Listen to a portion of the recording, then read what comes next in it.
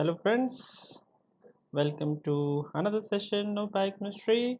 Today we are going to complete the lipoprotein that we were doing the last time, and let's start with the transport of the lipoproteins. In the meantime, if you can just tell me if you are getting the feed correctly, that would be great. So just let me know if you are getting the feed correctly. Okay, are you getting the feed correctly? Can you see the audio? Can you see the video? You'll notice I've made a slight modification in the inset so that now the whole screen of the iPad is covering your screen. There shouldn't be any sides, missing sides now. Hello, Vinod. I hope the view is clear to everyone. You can see the video. I hope the audio is clear, and I hope you can see the iPad screen.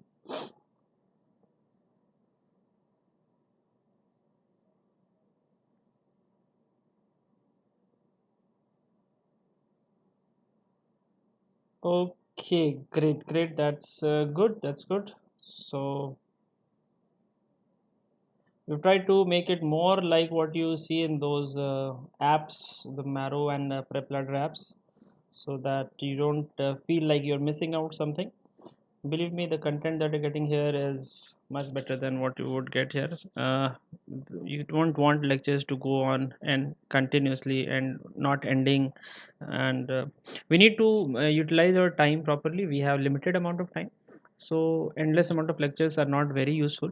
We should have the concise lectures which should cover most of the important topics, because obviously I said we have limited amount of time in which we have to cover all the 19 subjects. If I start teaching biochemistry for 50 hours, then it doesn't make any sense, because it will not then be a revision program. It will be a theory class for the undergraduate students. All right. Okay, so let's start. Okay, where should I put this? Ouch. Yeah, looks fine, but it might fall. This is better. Or should I do it like this? Let me see. Then it goes in. Okay, I'll put it here. Ah, okay. Chalo. So just a quick recap. We were talking about the lipoproteins, and at the end we mentioned the function of the apolipoproteins. This is where we had stopped. We were going to start discussing the transport by the different types of lipoproteins when we started having some transmission issues. So let's start the discussion. Just to make sure that it doesn't close off in between. Lock and password, screen lock, never sleep. Great. Okay.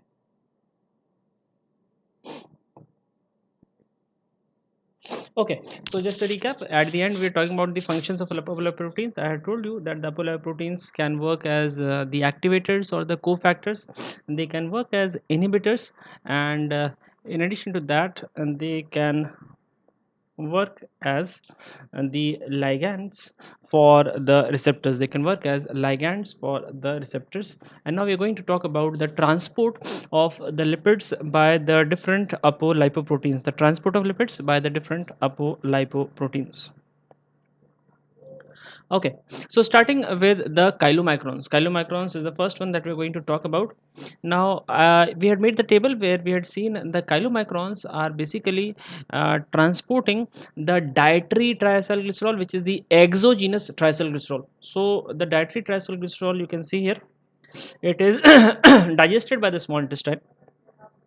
It is digested by the small intestine, and then it is packaged and released in the lymphatics in the form of the nascent chylomicron. It is released in the form of the nascent chylomicron. We call it the nascent chylomicron.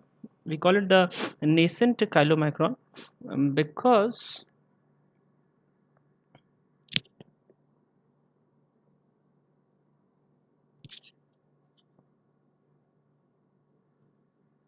Okay, we call it the nascent chylomicron because it doesn't yet have the apo C2 is not yet there. The apo C2 is not yet there, and therefore we call it the nascent chylomicron. It is not yet able to deliver the tricylglycerol to the tissues. So initially we have the nascent chylomicron released in the lymphatics. From lymphatics it will go to the blood, from vessels, then heart, to the rest of the body. Finally whatever is left will go to the liver. Please note, the chylomicron are first delivered to the rest of the body. The remaining part will go to the liver. Okay. So the nascent chylomicron has the marker protein B48. Remember, B48 is an incomplete apolipoprotein. We'll talk about B48 again. Don't worry. I'll mention a little bit about B48. It is slightly important. Some points about it you need to know. So the nascent chylomicron will receive ApoC2 and ApoE from HDL. HDL is the repository for all types of apolipoproteins except the B series. We have written except the B series, all type of apolipoproteins all will be there on the HDL. So ApoC2 and ApoE donated by HDL to the nascent chylomicron, after which it becomes the active chylomicron. It becomes the active chylomicron. Now this active chylomicron will go to the tissues at the level of capillaries.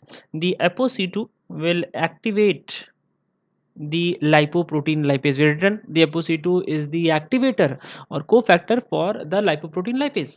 The activated lipoprotein lipase, which is present on the walls of the capillaries, will act on the tricylglycerol which is present inside the chylomicron and split it into two. It will split it into the glycerol and the fatty acid. The fatty acid will go inside the tissue. The fatty acid will go inside the tissue. The glycerol stays in the circulation. The glycerol stays in the circulation and it goes back to the liver. It goes back to the liver. So gradually, in this way, the chylomicron will deliver most of its tricylglycerol to the extrahepatic tissue under the influence of the lipoprotein lipase, which itself is being activated by the ApoC2. Alright. So as the tricylglycerol is being delivered, the size of the chylomicron will keep becoming smaller and smaller. When it is large, it is able to accommodate large number of proteins on the surface. When it becomes small, the surface now becomes smaller. Because the surface is smaller, the number of proteins which can be there on the surface becomes less, obviously, and therefore some of the proteins must be shed. These are ApoA and ApoC2. So they go back to HDL. ApoA and ApoC2 go back to HDL. Please note, ApoE was received, but ApoA is returned. ApoE is retained by the chylomicron. ApoE is not given back to the HDL. It will be retained by the chylomicron, and this chylomicron, which has lost most of its tricylglycerol, which has given up the ApoC2, is known as the chylomicron remnant. Recall, we had said in the chylomicron remnant we have the ApoE with the B48, and it has equal amount of tricylglycerol and the cholesterol, equal amount of tricylglycerol and cholesterol. So it will go to the liver. At the liver, the LDL receptor as well as the LRP both are able to identify the ApoE, and they will engulf the chylomicron remnant, where both the proteins as well as the remaining lipids, whether it is the cholesterol, whatever triglycerol is left, the phospholipids are there, they are recycled by the liver to make newer products. This is the story of transport of exogenous triglycerol by the chylomicron. I'll quickly repeat it again. Dietary triglycerol digested by small intestine, packaged in the form of chylomicrons, released in the lymphatics. From lymphatics it goes to the blood vessels, from blood vessels to heart, to the rest of the body, and finally it will come back to the liver. The chylomicron which is released in the beginning has the ApoB48. It is called the nascent chylomicron because it doesn't have the ApoC2. ApoC2 along with ApoE is received from HDL, after which the chylomicron becomes the active chylomicron. It becomes the active chylomicron. This active chylomicron will go to the tissues at the level of capillaries. The ApoC2 will act on the lipoprotein lipase. It will activate the lipoprotein lipase. The activated lipoprotein lipase will cleave the triacylglycerol into glycerol and the free fatty acid. The free fatty acid will be taken up by the extrahepatic tissue. Glycerol stays in circulation and goes back to the liver. After majority of the triacylglycerol is delivered to the extrahepatic tissue and the chylomicron becomes smaller in size, it sheds off the ApoA and ApoC2 when we call it the chylomicron remnant. The chylomicron remnant has equal amount of triacylglycerol and cholesterol along with the B48 and ApoE. When it reaches the liver, the LDL receptor and the LDL receptor related protein LRP are able to identify the ApoE and engulf the chylomicron remnant. In the liver, whatever components are there are recycled to be used further. In this way, the triacylglycerol from diet are delivered to the body. I hope the delivery of triacylglycerol by chylomicron is clear to everyone, because the transport by VLDL is quite similar. It is almost the same. So if you have any doubt at this stage, just let me know so that we can clarify it. VLDL will have almost the same transport. Almost the same transport we'll see in case of the VLDL. Any doubts? Anything you want to ask? Any part you want me to repeat? Just let me know so that we can quickly do that. Else I'll go on to the VLDL.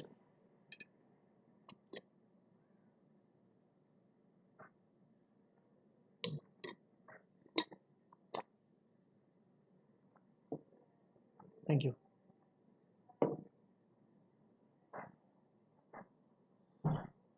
Any questions? Any doubts? If not, I'll go on to the VLDL. So I'm moving on to VLDL.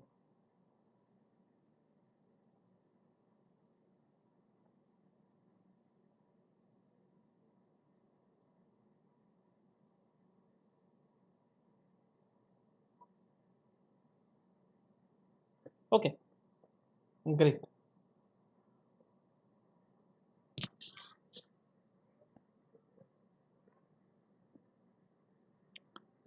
Sure. So we move on to VLDL. Very good. Very good. So you'll note that I've taken these diagrams from the Harper. Harper, we consider the standard reference book for your PG exam.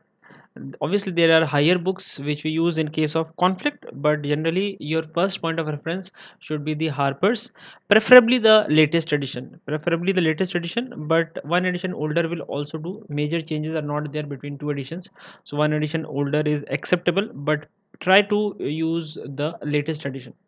Okay, so now we move on to the transport of lipids by VLDL. Remember, the VLDL is transporting the endogenous triacylglycerol. We have written it is transporting the endogenous triacylglycerol. Let's see what is happening.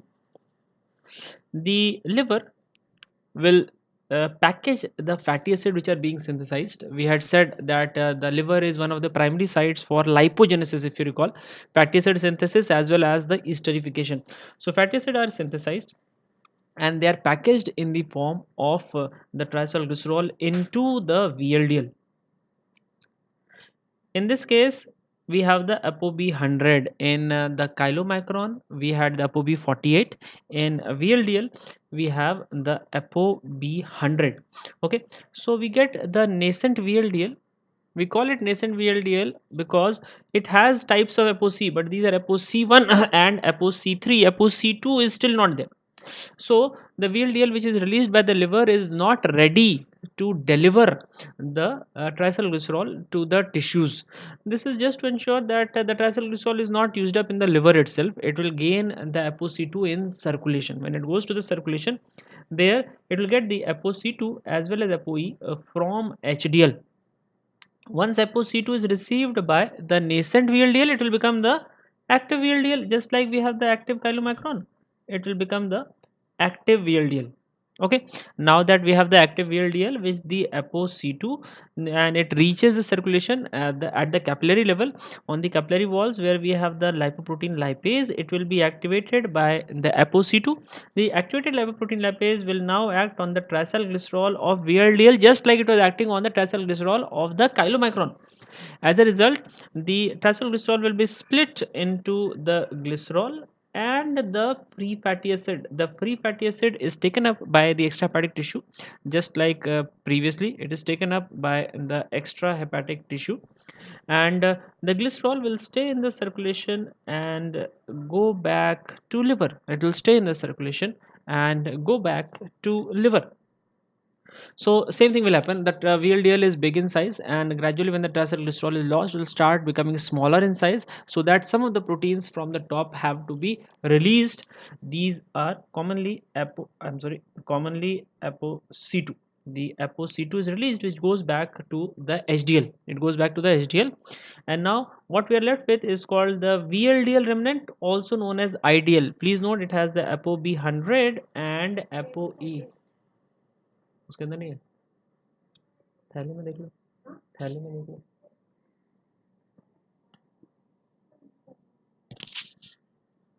Okay, so the VLDL remnant, also known as the ideal, is what is left.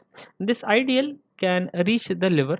The B100 will be identified by the LDL receptor, and the ApoE may be identified by the LDL receptor as well as the LDL receptor related protein, and that is LRP.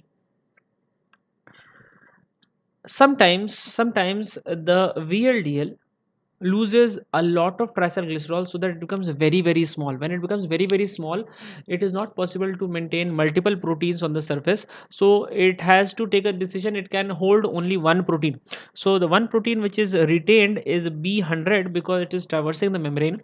The B100 is retained, all other protein will be let go. So this structure, which is much smaller than the ideal, is known as the LDL. This structure is known as LDL. Please note, I have said this, I am repeating. LDL is much smaller than ideal. It is much smaller than the chylomicron remnant. Now B100 can be identified by the LDL receptor. One point to note is that LDL receptor is actually present on almost all the extrahepatic tissue. However, the membrane of the extrahepatic tissue is not so, you can say, malleable like the membrane of the hepatocytes, because in the hepatocytes we have the sinusoids where the membrane is highly flexible, so even larger particles can be engulfed. But for the other tissues, it is difficult to engulf the large particles. They can only engulf the small particles, and LDL in this case is a very small particle. So the LDL receptor in the extrahepatic tissue is able to take up the LDL. It cannot take up the ideal, it cannot take up VLDL, it cannot take up the chylomicron remnant, it cannot take up the chylomicron, but it is able to take up the LDL because of its small size. In this way, the LDL is able to deliver the cholesterol to extrahepatic tissue. Remember, the primary content of LDL is cholesterol. The primary content of LDL is cholesterol, and in this way it delivers cholesterol to the extrahepatic tissue. The physiological function, I had said, of LDL is to deliver cholesterol to the extrahepatic tissue from the liver. Liver will synthesize the cholesterol, which is delivered to the extrahepatic tissue. Some of the LDL can obviously be taken up by the liver, but majority of it is used to deliver the cholesterol to the extrahepatic tissue. So this is the transport of endogenous triglycerol by the VLDL. I'll quickly do the recap. The liver will synthesize the fatty acid, convert it to triglycerol, and package it in the form of the nascent VLDL. In this case, the marker protein is ApoB100. It doesn't yet have the ApoC2. It has the C1, it has the C3, but not C2. The C2 is received in circulation from HDL when it becomes the active VLDL.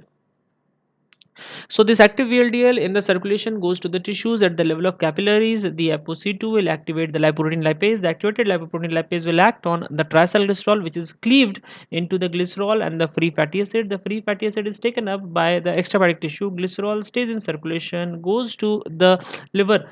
Gradually, when majority of the triacylglycerol has been delivered, the VLDL becomes smaller in size. The VLDL remnant, also known as ideal, it has ApoB100 and ApoE. ApoC2 has been returned turned to HDL. This ideal can be taken up by the liver via the LDL receptor, which identifies the ApoB100. Sometimes the VLDL loses much more amount of triglycerol when it becomes the LDL. LDL has a single protein on the surface, which is a single copy of B100.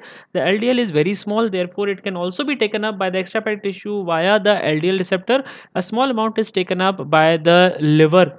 The tissues make use of this cholesterol to maintain their membrane and for other synthetic activities, and in this way the endogenous triglycerol as well as cholesterol are delivered to the body via the VLDL. I hope the transport of endogenous triglycerol and cholesterol is clear to everyone. If you have any doubts, just let me know, because the next one, the HDL, is significantly different. It is significantly different from what we have discussed till now. The LDL, sorry, the chylomicron and VLDL are entirely different. They are delivering the lipids to the extrahepatic tissue. Now HDL will bring the lipid from extrahepatic tissue, so it is entirely different. If you have any questions about the transport of lipids by the chylomicron and VLDL, please let me know. Else we move on to the HDL. We'll give you 1 minute. If you have any doubts, any question, any part you want me to repeat, please let me know.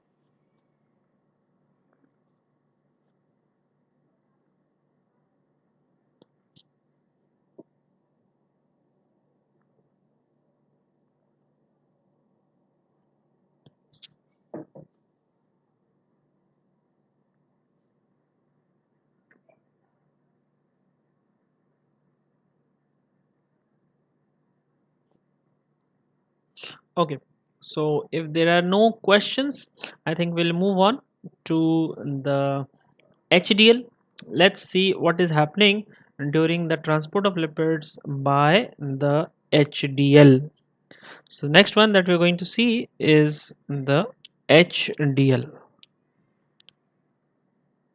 Okay,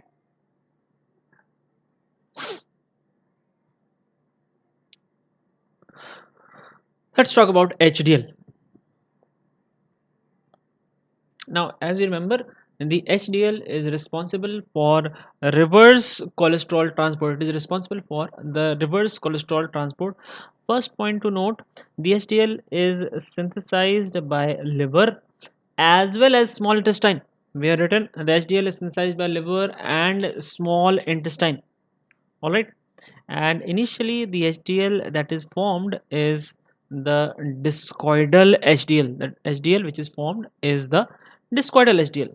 Why is it discoidal? Because see, the structure is empty, it doesn't have anything. When you fill it, it will become spherical, but in the beginning there is nothing inside, so it is discoidal. It is flat, it is flat, it is discoidal in the beginning because there is nothing inside it. It is empty when it is synthesized. Alright, the structure that we had seen for the lipoprotein is intact, means inside there will be very little bit of triglycerol, very minuscule amount of triglycerol. It is almost empty, nothing there, and cholesterol ester which may be there later. Outer layer will be made up of the phospholipid, the cholesterol, and the apolipoprotein. Remember, all the different apolipoprotein will be there on HDL except the B series. B48, B100 are not there. Everything else, ApoA1, A2, A3, A4, C1, C2, C3, the ApoD, ApoE1, E2, E3, E4, all of them are there on the surface of the HDL. Now please make special note of two proteins. One, ApoA1. We had said the ApoA1 is the marker for HDL. Second, LCAT. I had shown you this enzyme LCAT when we are doing the functions of the apolipoproteins. The LCAT stands for lecithin cholesterol acyl transferase, and it converts the cholesterol to cholesterol ester. If you remember, the LCAT will convert cholesterol to cholesterol ester. There is a very important difference between cholesterol and cholesterol ester. Recall, the cholesterol was an amphipathic molecule. The cholesterol was an amphipathic molecule, whereas cholesterol ester is non-polar, it is hydrophobic. The cholesterol will be in the outer layer. The cholesterol ester is in the core of the lipoprotein. Now this LCAT is converting whatever cholesterol is on the outer surface in the outer layer, and quickly this cholesterol is getting converted to cholesterol ester so that it goes inside into the core. So what happens, by the time this discoidal HDL reaches the circulation, okay, under the influence of LCAT, all of the cholesterol on the outer surface has been converted to cholesterol ester, and it has gone inside, so that now the structure is a spherical structure. Alright, so think of it like a balloon. Initially it is empty, so it is flat. When you start putting air into it, it will start blowing and it will become spherical. So that is what has happened. The cholesterol which was outside has been converted to cholesterol ester. This cholesterol ester will go inside. You can see the cholesterol ester has gone inside, and we have the spherical structure. This spherical structure is known as HDL3. HDL3 is the smallest of the different HDL. It is the smallest of the different HDL. It has on its surface ApoA1. The cholesterol on the outer surface has almost all been used and converted into cholesterol ester, so that on the surface we have very little amount of cholesterol. When this HDL3 goes into the circulation to the tissues, the cholesterol transport occurs in two ways. Number one, we have the facilitative transporter SRB1. I'm sure you remember what is facilitative transporter. We have done it with carbohydrates. Facilitative transporter will transport an analyte along the concentration gradient from high concentration to the low concentration.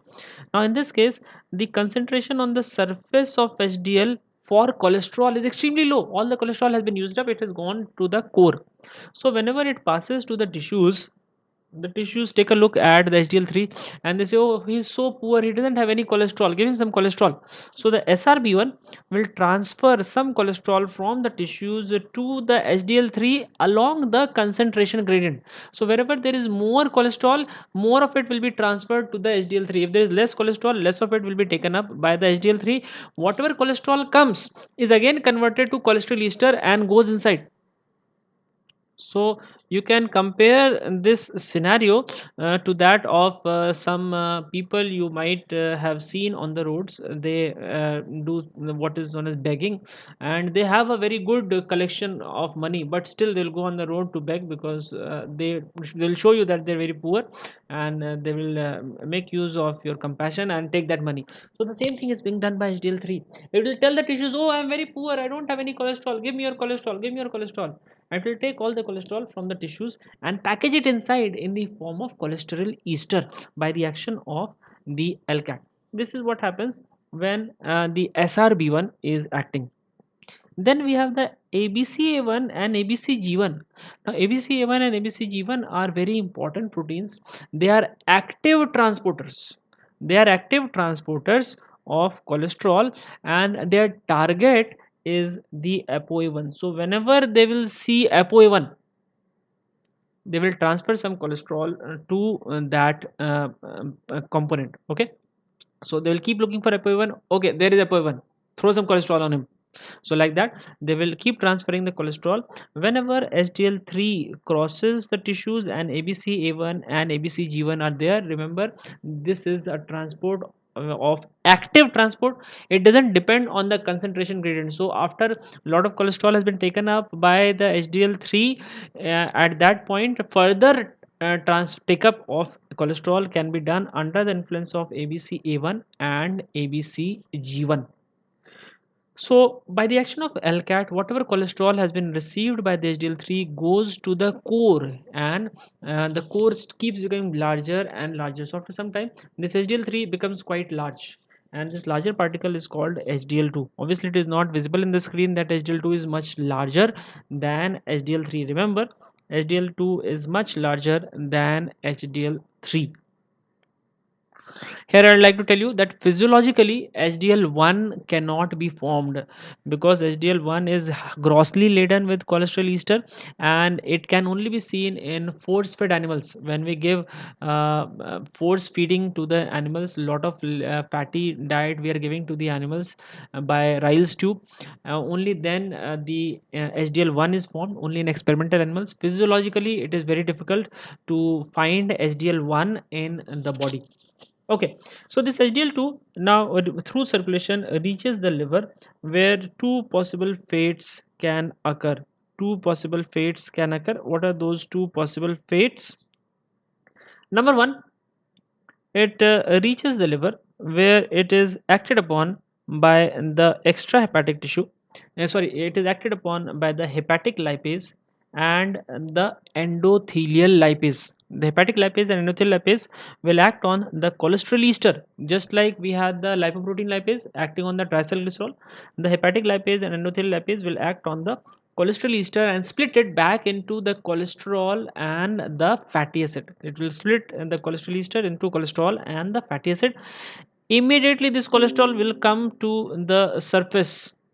Immediately it will come to the surface, and now suddenly the concentration of cholesterol on the surface will increase. The SRB1, which is there on the hepatocytes also, will identify this high concentration on the HDL2 and transfer all this cholesterol to the liver, because it has to transport the cholesterol along the concentration gradient, and now the concentration gradient has increased inside the HDL particle, so the cholesterol will start moving from the HDL particle to the liver. In the process, the HDL2, which had become very large, will again become small. You are taking out the content from inside. So suppose you have a big balloon, you put a very small pinprick, the air will start coming out and the balloon will start shrinking. So same thing is happening here. Under the influence of the hepatic lipase, endothelial lipase, the cholesterol ester which is there in the core is quickly converted to cholesterol, which is taken up by the liver. The HDL2 is converted back to HDL3. It can go to the circulation and bring more cholesterol. That's fate 1. Fate 2. Fate 2.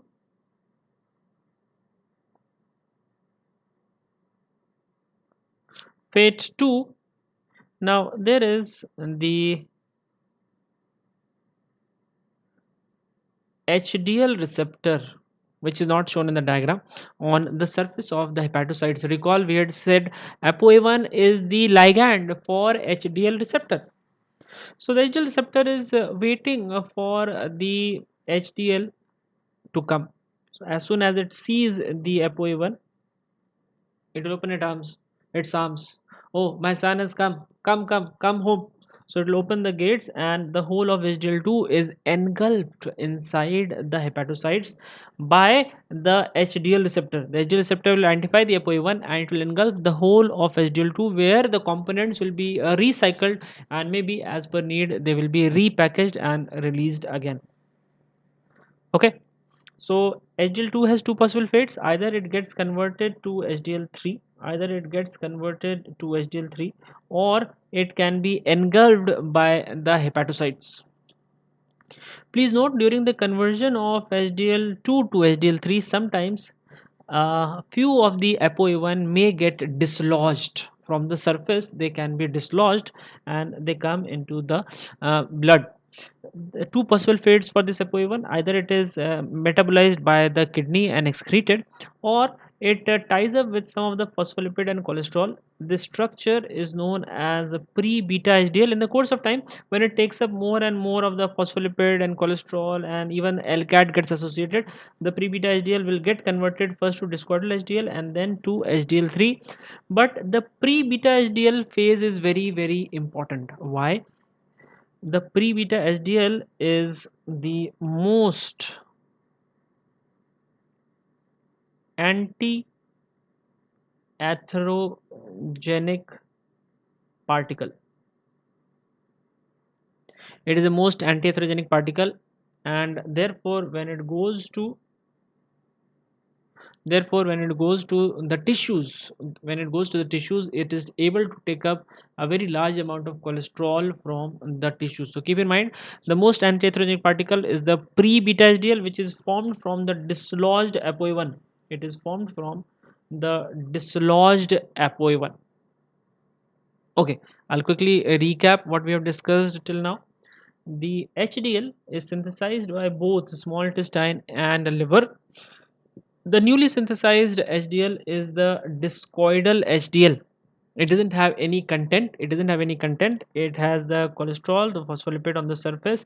ApoA1 is the apolipoprotein, and it also has the enzyme lecithin cholesterol acyl transferase, which can convert the cholesterol into the cholesterol ester.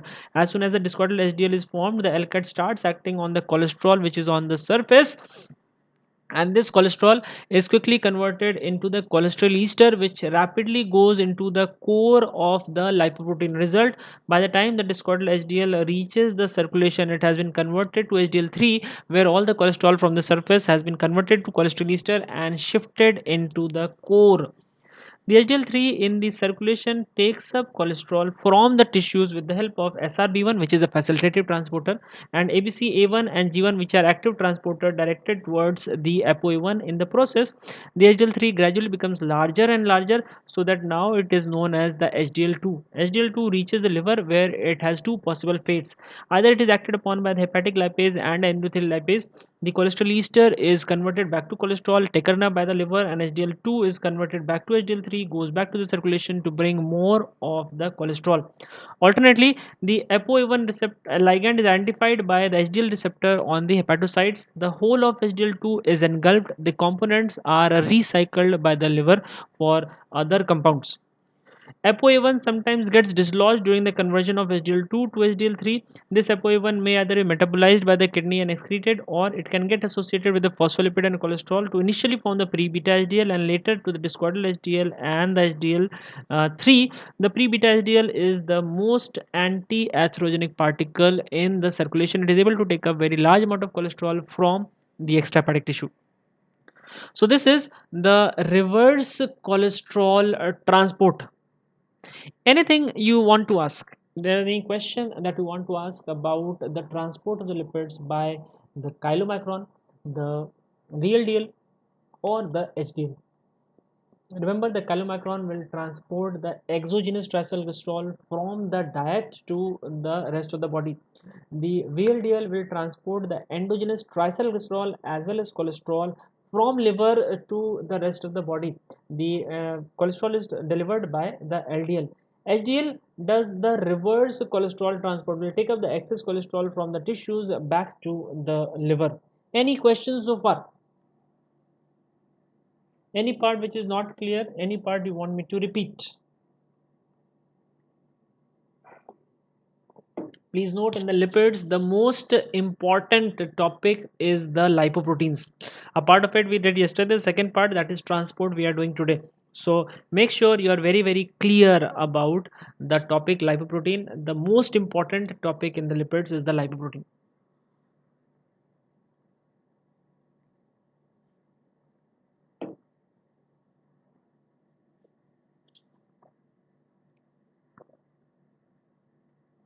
No questions? Sure, no questions? If there are no questions, then I'll go ahead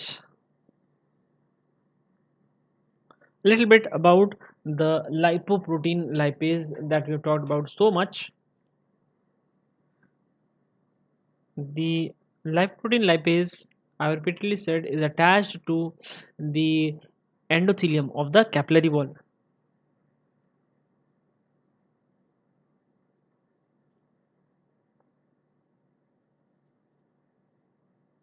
Okay. Anti-atherogenic particle means the particles which will take up the cholesterol from the tissues, because you know the cholesterol has the atherogenic potential. If there is excess cholesterol, it is taken up by the macrophages, and which can get converted to the foam cells, and it will give rise to the atherosclerosis. The plaque formation occurs and the atherosclerosis occurs. So the components which take up the cholesterol from the tissues, they are known as the anti-atherogenic particle. And in this context we said that normally HDL is the anti-atherogenic particle, but the pre-beta HDL among all the forms is the most anti-atherogenic particle. LCAT is present on the HDL by default. As mentioned, LCAT is present on HDL by default. During synthesis, LCAT is formed. It is one of the integral proteins present on the surface of HDL. It is there on the HDL.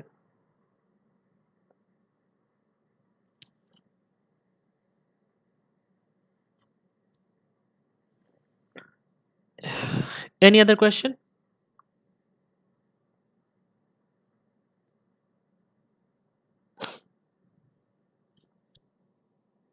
No questions?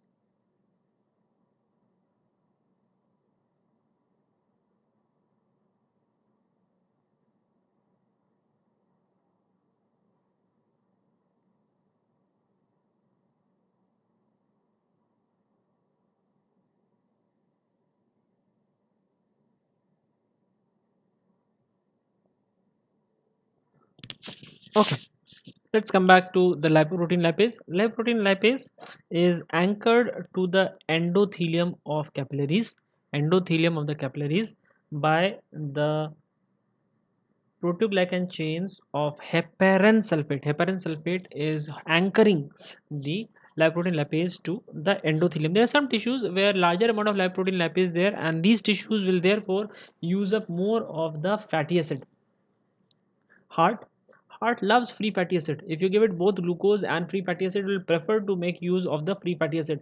Adipose tissue, you recall I had told you, in adipose tissue the fatty acid synthesis is minimal, but esterification is very high. So whatever free fatty acid is there in the circulation can be taken up by the adipocyte, and they can be esterified in the form of triglycerol and stored in the adipocytes.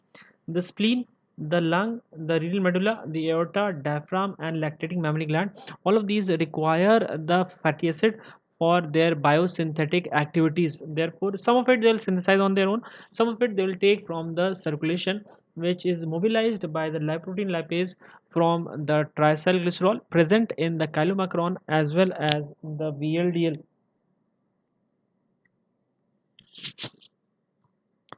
Okay, so that is lipoprotein lipase. One another very important point is the primary hyperlipoproteinemias. See, the hyperlipoproteinemias can be of two types: the secondary, which are acquired during the lifetime, and then we have the primary. Primary. So a part of it has been cut off. So what I'll do, I'll write it. This is type 1. In type 1, we have the lipoprotein lipase deficiency. LPL deficiency is seen. So obviously, if the LPL is not there after meal rich in lipids, lipid rich meal, what you'll find, the chylomicron is not getting cleared, because after the diet the chylomicron has to be cleared by the lipoprotein lipase. If lipoprotein lipase is not there, the chylomicron will not be cleared, and the primary content of the chylomicron is obviously the triacylglycerol. Then we have the type 2A. Type 2A is also known as the hypercholesterolemia. Here we have the LDL receptor deficiency. Alright, remember the LDL receptor will be taking up the LDL both at the extrahepatic tissue as well as the hepatocyte level. It only has the ApoB 100, it cannot be identified by LRP. So the LDL will increase in amount in the blood, and remember the only content of LDL is the cholesterol. So cholesterol level will be elevated. And then we have the 2B. 2B is the combined hyperlipidemia, where both LDL and VLDL will be elevated. So because of this, we find both the TAG from VLDL and the cholesterol primarily from LDL to be elevated. The cholesterol from HDL will be elevated. So these are the three important uh, primary hyperlipidemias which you must know. The three important hyperlipidemias which you must know. In addition to that, we have the type 3, type 4, and type 5. Type 3 is the dis beta lipoproteinemia, where we find the VLDL remnant. VLDL remnant, also known as the ideal. And remember, the ideal contains equal amount of the triacylglycerol and the cholesterol, equal amount of the triacylglycerol and cholesterol.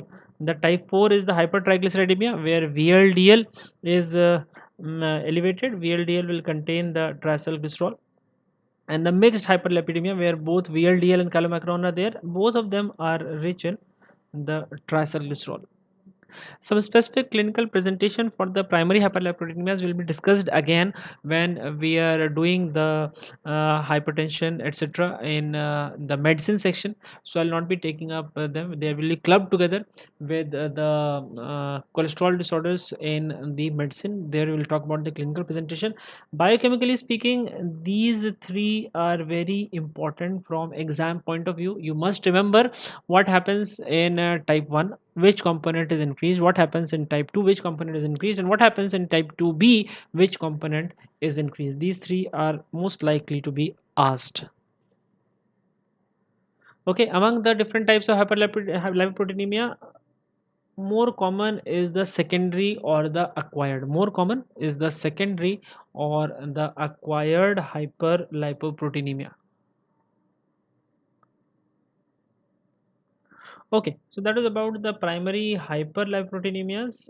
One small thing that you have to know here is what are known as lipotropic factors. This question is asked several times. Lipotropic factors.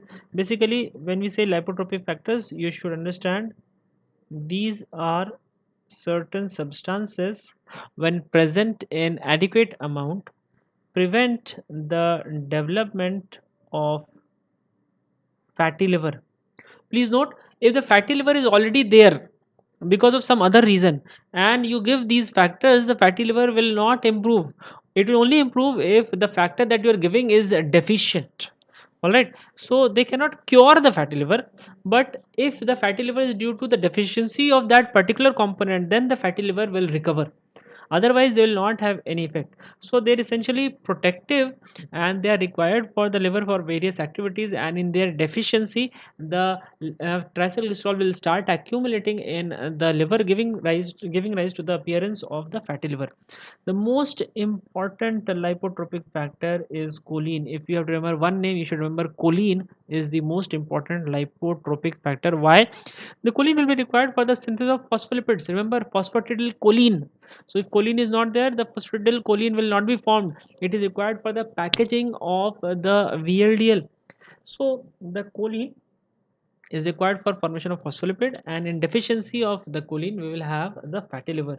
Similarly, betaine, methionine, inositol, they are required for different biosynthetic activities. These are the primary lipotropic factors. In addition, we have the folic acid, the vitamin B12, glycine and serine as additional lipotropic factors. These are the additional lipotropic factors.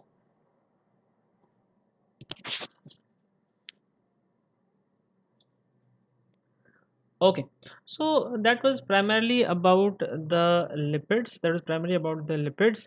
One small thing which I wanted to talk about was the FOB48. Before I go to the questions, one small thing I want to talk about is FOB48. Let's quickly talk about the FOB48.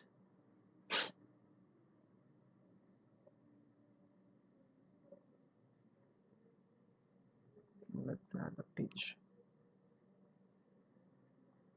Okay, so we're going to talk about ApoB48. Now, please note there are two apolipoproteins, the ApoB48 and ApoB100. Can anyone tell me what is the difference between ApoB48 and ApoB100? Why do we call the ApoB48 as ApoB48 and why is B100 called so? For others we had the name 1, 2, 3, 4, but for ApoB we have the name B48 and B100. Why is it so? What is the basis for numbering the B48 and B100?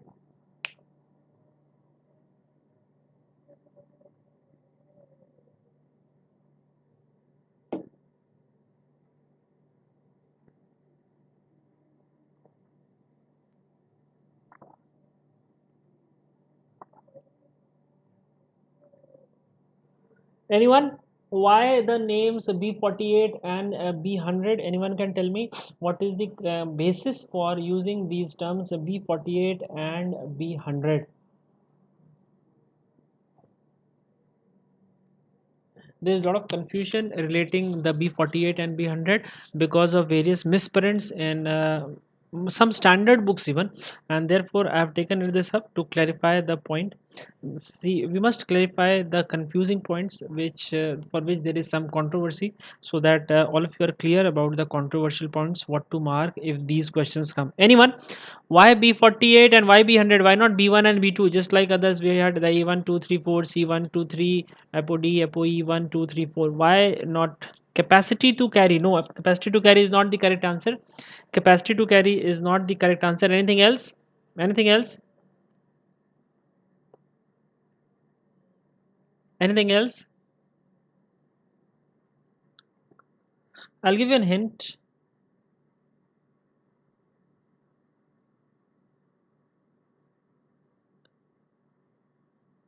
Transcript.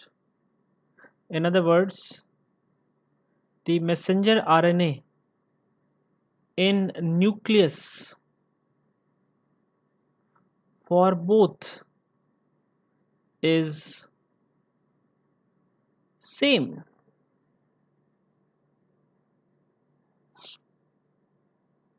The transcript or the messenger RNA in nucleus for both of them, for B48 and B100, is the same.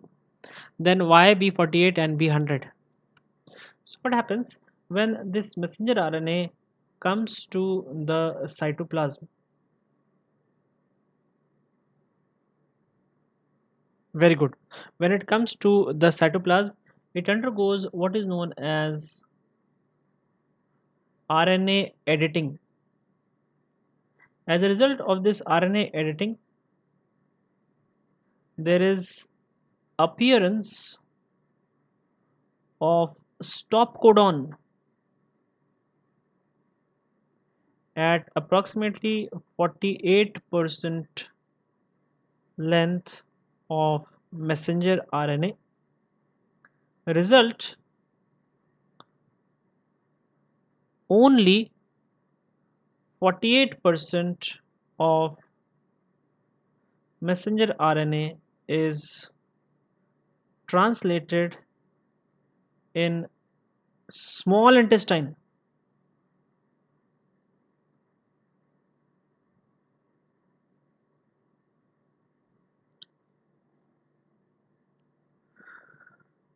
And you get the B48. Whereas in liver,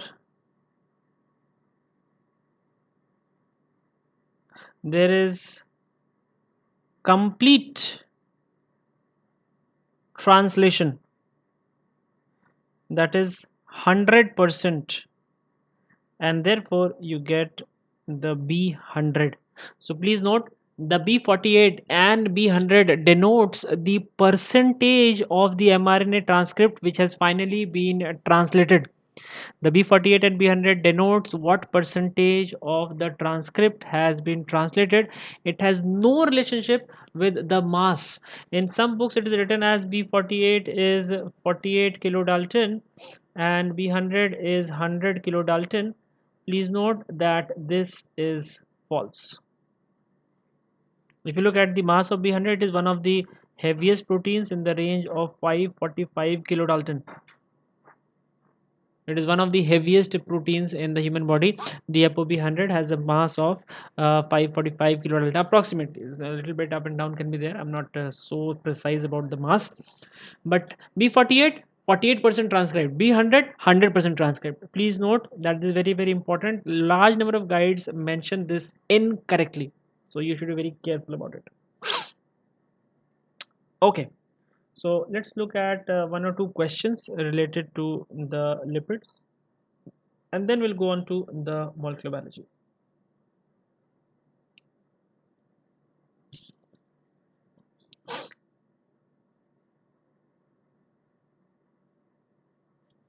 Omega-6 fatty acids are all except, recall we had talked about the omega-3 and omega 6 fatty acids.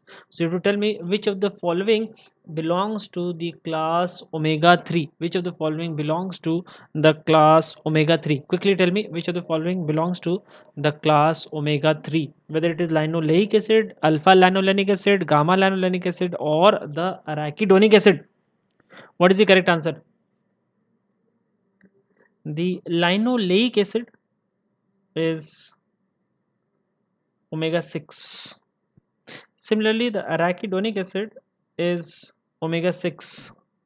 What about alpha and gamma? Which is omega 3 and which is omega 6? Anyone? Which is omega 3 and which is omega 6? If you recall from our discussion of the classification of the fatty acids, which is omega 3 and which is omega 6? The alpha linolenic acid is omega 3, the gamma linolenic is omega 6. Great.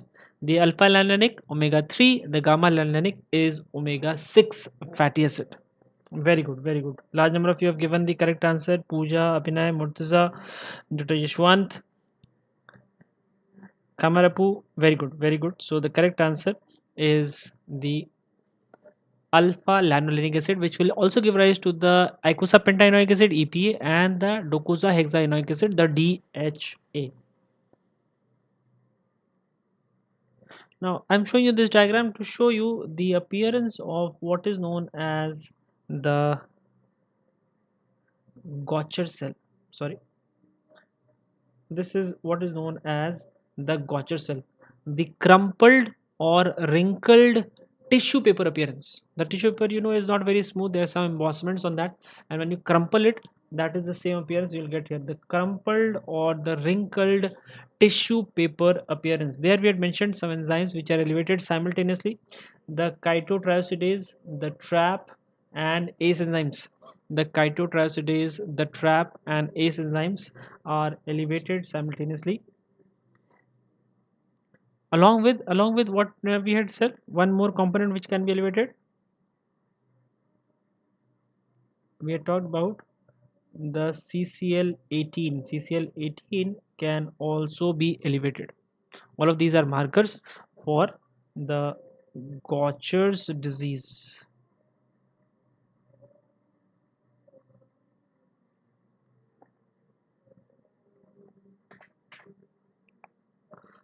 Okay, so this is the Gaucher's disease, which is the most common lysosomal storage disorder. We had mentioned it separately. The Gaucher's disease, the most common lysosomal storage disorder. The mental retardation may not be there. The cherry red spot may not be there in type 1, and the enzyme replacement therapy will be available for this disorder. Bone marrow transplant can also be done. Gene therapy is also available for these. Obviously, the cost for each of them differs. Okay. This is a bonus question, not related to the lipid per se, just an extra question which you should be able to answer. Dried blood drop of an infant can be used to know. You should be able to answer it on the basis of common sense. Cataract, physical examination of lens, hepatitis,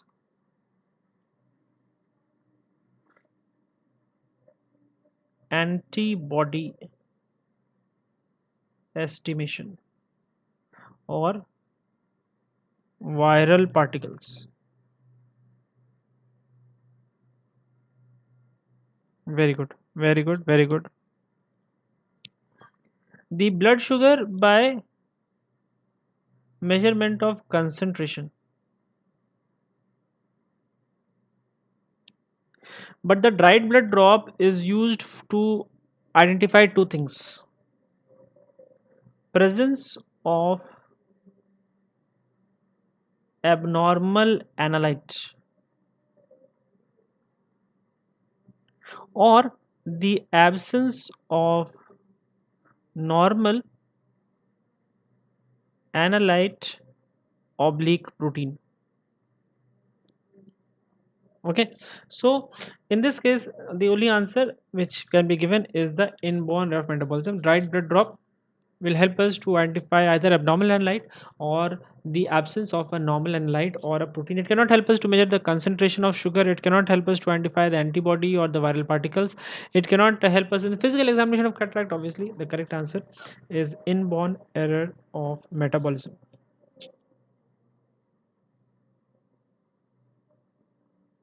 Okay, yeah. So I told you that I'll show you the table for the enzyme replacement therapy. So you can note down these names. The Gaucher disease was the first disorder for which enzyme replacement therapy was made available. Gaucher disease was the first disorder for which enzyme replacement therapy was made available. It was launched by the name Cerezyme. The name of the company is also Cerezyme. The name of the substance is also Cerezyme. And you already know the beta glucosidase, which is being replaced here. Some newer products have been launched for the same thing: Efegostat, Eliglustat, and Minglustat. These are newer launches. All of these are obviously commercial names. All of these are commercial names for the same enzyme, beta glucosidase, which is missing. So this is the Gaucher's disease. Then we have the Fabry's disease. Fabry's disease also, for which enzyme replacement therapy is available. We had said the Gaucher's and Fabry's, for which enzyme replacement therapy, bone marrow transplant are readily available even in our own country.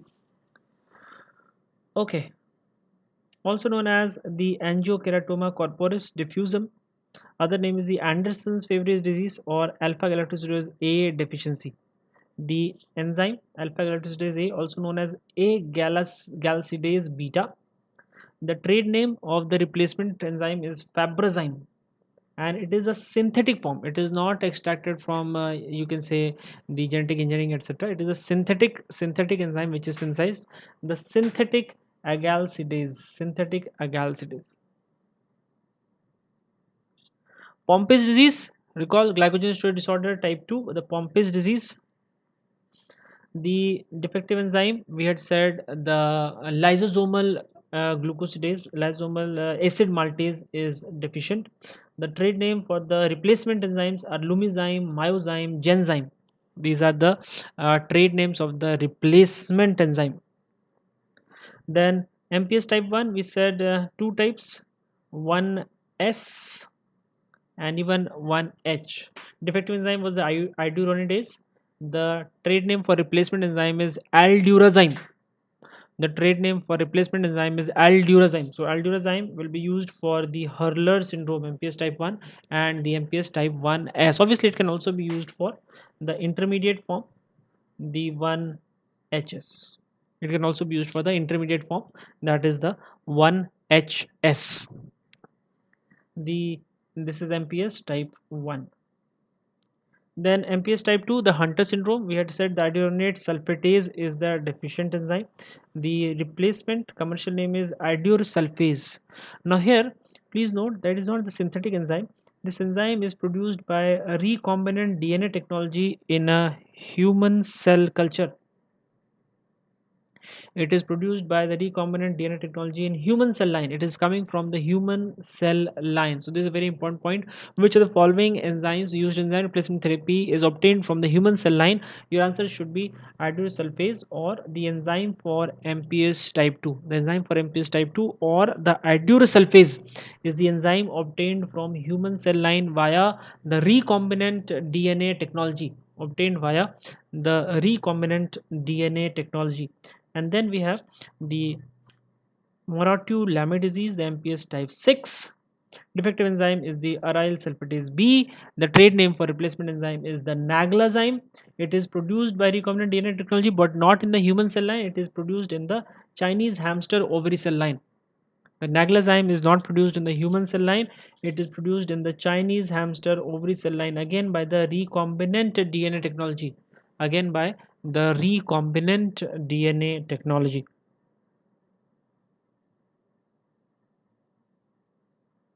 Okay, okay. This is a summary of the metabolic pathways which we are doing simultaneously one by one.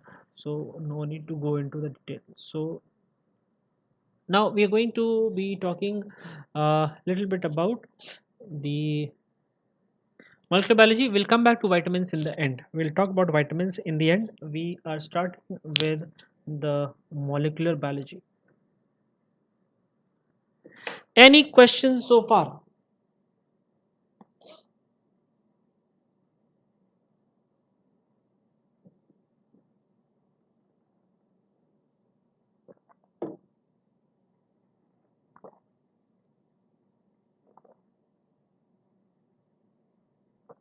Any questions so far?